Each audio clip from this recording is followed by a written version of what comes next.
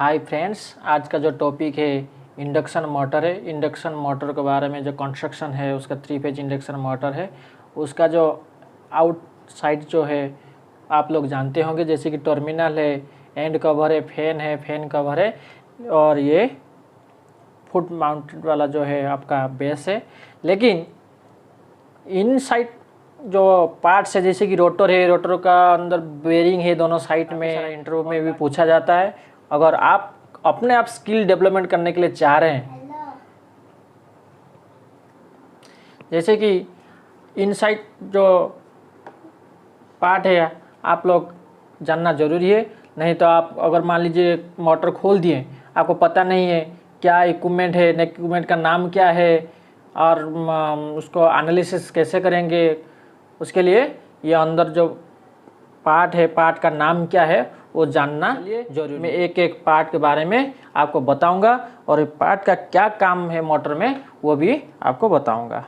पहला जो है आपको क्या है, टर्मिनल बॉक्स है। 2 नंबर है रोटर बार्स है। 3 नंबर जो है आई बोल्ट है। 4 नंबर जो है रोटर है। 5 नंबर स्टार्टर वाइंडिंग है। 6 नंबर है नॉन ड्राइव एंड शील्ड है। 7 नंबर जो है आपको कूलिंग फैन है। 8 नंबर जो है आपका फैन कवर है। 9 नंबर रोटर एंड थिंग्स है। 10 नंबर बेस है। 11 नंबर एनक्लोजर है। 12 नंबर जो है आपका माउंटिंग होल है। माउंटिंग होल के अंदर आपको मतलब बेस में माउंटिंग बोल्ट करके रखते हैं, जिसके वजह से आपको वाइब्रेशन नहीं आएगा। 13 नंबर है स्टार्टर है। 14 नंबर है बेरिंग है। 15 नंबर है मोटर शाफ्ट है। 16 नंबर जो है आपका शाफ्ट की है। 17 नंबर जो है आपका ड्राइव एंड शील्ड है। तो ये जितना भी इक्विपमेंट का नाम मैं बताया हूँ, इसका जो मोटर का अंदर है, इसका क्या क्या काम करता है, अगर ये नहीं रहेगा तो मोटर में क्या प्रॉब्लम आ सकता है, तो एक एक चीज़ आपको मैं इंडक्शन मोटर है, इसका कंस्ट्रक्शन है, क्योंकि 3 फेज मोटर को सप्लाई देते हैं, इसको बोलते हैं, इसलिए 3 फेज इंडक्शन मोटर है। ठीक है, पहला स्टार्ट करेंगे हम लोग क्या है, टर्मिनल बॉक्स है। टर्मिनल बॉक्स जो देख रहे हैं, टर्मिनल बॉक्स का अंदर एक कनेक्टर है, जिसके कि एक्सटर्नल जो वाइंडिंग का जो लीड है, 6 लीड है। उसके बाद एक्सटर्नल जो केबल है और इंटरनल जो लीड है, मोटर का वाइंडिंग का जो लीड है, उसमें क्या करता है, मतलब ट्रांसमिशन करते हैं। ये एक्चुअली क्या है, आपका लाइव पार्ट हमेशा रहता है। अगर ये टर्मिनल का कवर नहीं देंगे, उसमें क्या होगा, आपको अगर बाहर में लगा है डस्ट गिरेगा, उसके बाद एक पात स्लाग पात बनेगा। और दूसरा क्या है, अगर पानी बाहर में अगर बारिश हो रहा है तो बारिश का भी पानी इसके अंदर जाके आपको वाइंडिंग को प्लास ओवर करेगा, जिसके वजह से मोटर वाइंडिंग ख़राब हो जाएगा। ये 2 पार्ट है। जो नीचे वाला पार्ट है बेस के साथ माउंट सेट होकर रहता है। ऊपर वाला जो पार्ट है आप मेंटेनेंस करने के लिए खुल भी सकते हैं और केबल फेबल जो भी इंस्पेक्शन करने के लिए खुल सकते हैं। बीच में एक सील रहता है, इसलिए क्या है, सील प्रॉपर उसका अंदर जो IP55 है, IP67 है, जो भी है उसके अकॉर्डिंग टू बना जाता है। दूसरा क्या आता है, रोटर बार है। रोटर बार जो है आपको देखिए, ये जो रोटर बार है आप देख रहे हैं, रोटर में जो सॉफ्ट वाइट टाइप का जो एक दागी आ रहा है, देखिए ये जो दाग दिखाई दे रहा है ना आपको वाइट टाइप का, इसको बोलते हैं रोटर बार है। थर्ड में आते हैं आई बोल्ट। आई बोल्ट का जरिया से आप मोटर को एक जगह दूसरे जगह को बेल्ट के माध्यम से शिफ्ट कर सकते हैं। आई बोल्ट अगर नहीं रहेगा तो आपको मान लीजिए मोटर असेंबली करना है, आप मोटर इंस्पेक्शन, रोटर इंस्पेक्शन कर रहे हैं, तो आपको इसको हैंगिंग करके दोनों साइड में आप चेक भी कर सकते हैं। चौथा जो है आपका रोटर है। रोटर क्या करता है, आपको मोटर का अंदर ही रहता है, ये आपको मतलब बेरिंग का सहायता से आपको फ्री हमेशा मूवेबल रहता है, घूमते रहता है, इसको बोलते हैं रोटर है। रोटर का काम जो है आपको रोटेटिंग करेगा।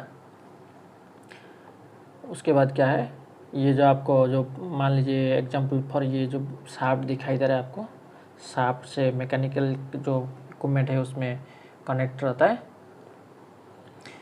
उसके बाद स्टार्टर वाइंडिंग है। स्टार्टर वाइंडिंग क्या है, ये देखिए जो वाइंडिंग आप देख रहे हैं, स्टार्टर के अंदर जो वाइंडिंग रहता है हम लोग कॉपर का रहता है, ये जिसको बोलते हैं स्टार्टर वाइंडिंग। इसमें हम लोग 3 फेज सप्लाई देते हैं।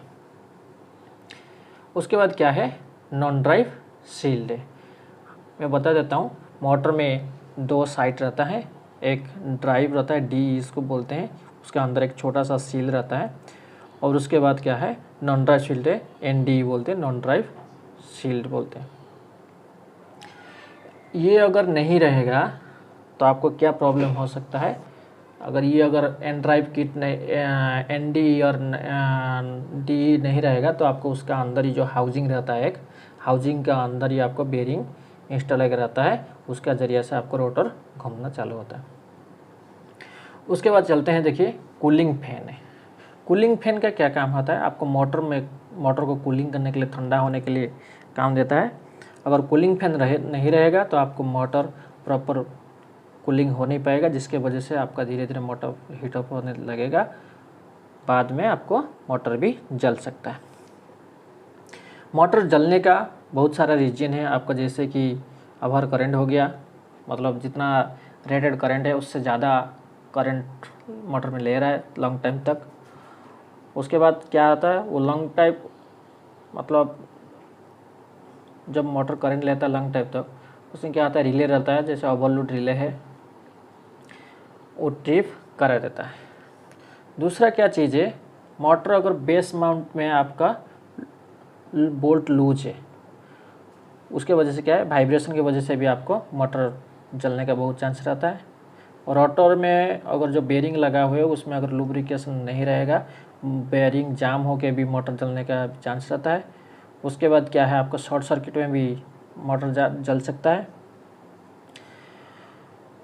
उसके बाद क्या है आपका, अगर कहीं पे ये जो गैसकेट जो देख रहे हैं, गैसकेट अगर नहीं रहेगा तो उसमें भी आपका पानी थ्रो होके अंदर जाने के बाद ही आपको मोटर जल जाता है। दूसरा क्या चीज़ है, ये देखिए आपको कूलिंग फैन जो देख रहे हैं, यहाँ पे देखिए बीच में है जाली टाइप का रहता है। अगर ये जाली क्या है, आपका 2 टाइप का काम करता है, बाहर से एयर खींचना चालू होता है, मतलब बाहर से एयर खींचता है। दूसरा क्या है, आपका ये सेफ्टी प्रिकॉशन देखते हुए कोई भी जैसे चिकन मिक्स टाइप का जो काम करता है, अगर उंगली कनेक्ट नहीं हो पाएगा, कोई भी बाहर का पार्ट नहीं जा पाएगा अंदर तक, एक सेफ्टी पॉइंट ऑफ व्यू है। दूसरा चीज़ है, आपका जो फैन है, जो कवर देख रहे हैं, इसमें कोई भी होल नहीं रहता है, क्योंकि ये बाहर से फोर्सली एयर खींच रहा है। और ये आपका ये जो एनक्लोजर देख रहे हैं, देखिए एनक्लोजर देख रहे हैं, एनक्लोजर का थ्रो से ही आपको जो वाइंडिंग है, वाइंडिंग को कूलिंग करेगा।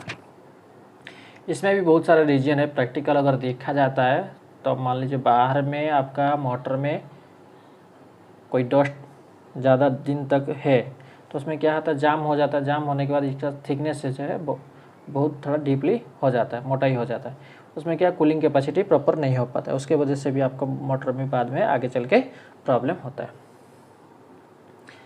उसके बाद कूलिंग फैन है, कूलिंग फैन का कवर है, ये देखिए कूलिंग फैन का कवर है। उसके बाद क्या है, रोटर एंड रिंग है, ये देख रहे हैं, और रोटर का एंड रिंग है। उसके बाद बेस है, बेस में देख रहे हैं यहाँ पे थोड़ा सा यहाँ से मोटाई है, और यहाँ पे 2 जगह में मोटाई है, और यहाँ पे पतला है।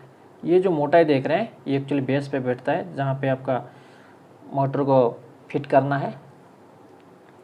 उसके बाद क्या किया जाता है, माउंटिंग होल से आपका बोल्ट को प्रॉपर टाइट किया जाता है, जिसके वजह से आपको एक जगह फिक्स रहेगा और वाइब्रेशन नहीं होगा। उसके बाद देख रहे हैं जैसे जो वाइंडिंग करते हैं, जिसमें स्टार्टर बोलते हैं इसको। उसके बाद क्या है, बेरिंग आपका डिपेंड करता है कौन सा लोड देना है मोटर का ऊपर। जैसे कि आपका कन्वेयर में हमेशा रूलर टाइप का बेरिंग यूज होता है, क्योंकि रूलर बेरिंग ज़्यादा लोड लेता है, इसके वजह से रूलर बेरिंग लगाता है। बेरिंग में क्या आता है, हमेशा लुब्रिकेशन होकर रहना है। अगर लुब्रिकेशन नहीं रहता है तो उसको मॉनिटरिंग करना ज़रूरी है। अगर बेरिंग में कुछ साउंड आ रहा है तो आपको लुब्रिकेशन तुरंत कर देना चाहिए, आगे चल के आपका मोटर कुछ प्रॉब्लम नहीं आएगा। और रूटीन वाइज मोटर को चेक करना ज़रूरी है, जैसे आपका डेली वाइज हाफ ईयरली एक बार मेंटेनेंस करना है। उसको टेस्टिंग भी किया जाता है मेंटेनेंस टाइम में, जैसे कि आईआर वैल्यू टेस्ट करना है, रेजिस्टेंस टेस्ट करना है, इंडक्टेंस टेस्ट करना है, जैसे मोटर चेकर से। और बहुत सारा चेक किया जाता है, सिंगल फेज कंट्रैक्टर से आगे आ रहा है कि नहीं आ रहा है। ऐसे ही बहुत जगह में सिंगल फेज प्रिवेंटर लगा जाता है। सिंगल फेज मीनिंग है आपको 1 फेज मिसिंग, अगर 2 फेज आपका आ रहा है सप्लाई, 1 फेज मिसिंग है, उसको वजह से भी सिंगल फेज बोल सकते हैं।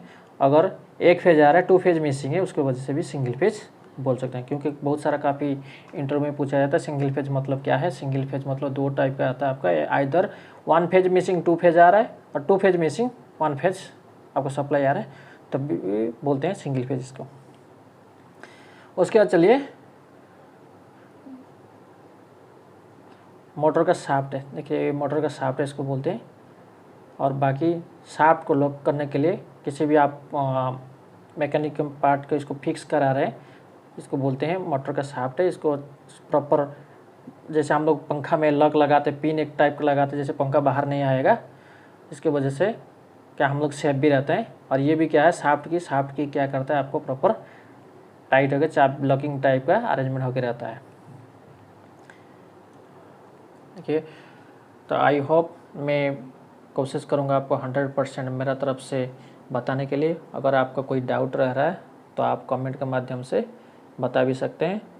अगर इसका आगे कोई कैसे टेस्टिंग किया जाता है और क्या क्या टेस्टिंग में वैल्यू रहता है, जैसे मिनिमम मैक्सिमम क्या वैल्यू रहता है, उसके बारे में आगे टॉपिक में बात करेंगे।